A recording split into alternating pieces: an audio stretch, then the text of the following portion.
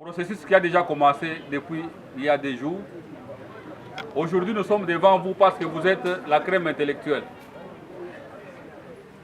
Ceux qui se sont présentés pour s'enrôler, on a constaté que beaucoup n'ont pas de niveau intellectuel élevé.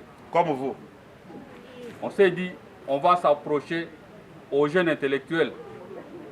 C'est à eux de prendre la relève de nos généraux, de nos officiers militaires. On va vous enrôler, vous inscrire dans les académies militaires. Vous n'allez pas dans les centres de formation comme tout le monde, mais comme des intellectuels pour apprendre à mener la guerre. Mener la guerre pas sur terrain, mais sur papier. Camarade D, camarade O, O. Raison pour laquelle nous sommes par ici devant vous pour vous demander de prendre votre courage en main. C'est la patrie ou la mort. Disons tous ensemble, patrie ou la mort. Notre patrie, notre État congolais, notre pays est en guerre.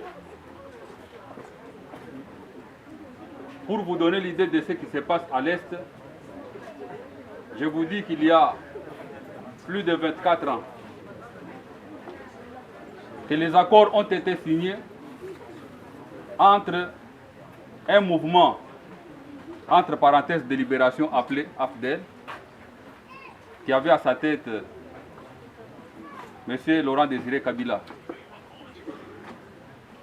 Ces accords voudraient qu'une partie de notre territoire soit annexée au Rwanda. Prenant le pouvoir après la révolution, le président Kabila a trouvé que cet accord était un accord anti-patrie. Il a dit non, je ne peux pas exécuter l'accord.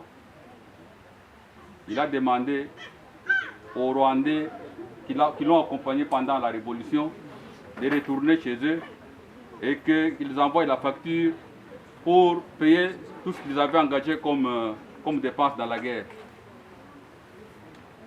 Ils ont créé le mouvement qu'on appelle RCD Goma pour combattre la patrie.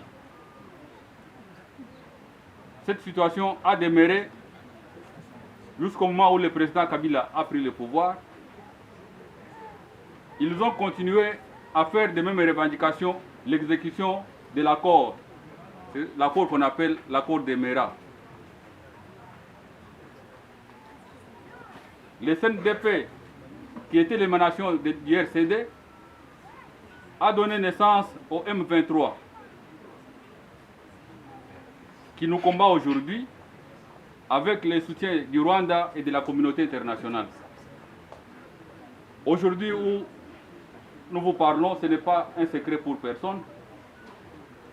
La ville de Goma est occupée par les agresseurs. Le chef de l'État, son Excellence Félix Antoine Tshisekedi Tshilombo, en tant que garant de la nation, le magistrat suprême et le commandant suprême des forces armées et de la police nationale a lancé un message. C'est ce message-là que je vais vous lancer aujourd'hui. Un message demandant aux jeunes de s'enrôler dans les rangs des forces armées pour les soutenir nos forces armées, soutenir les Wazalendo. Votre attention. Après, ceux qui vont encore réfléchir, de nous suivre au stade de Kanzala où le bureau est ouvert pour ce faire. Je vous remercie.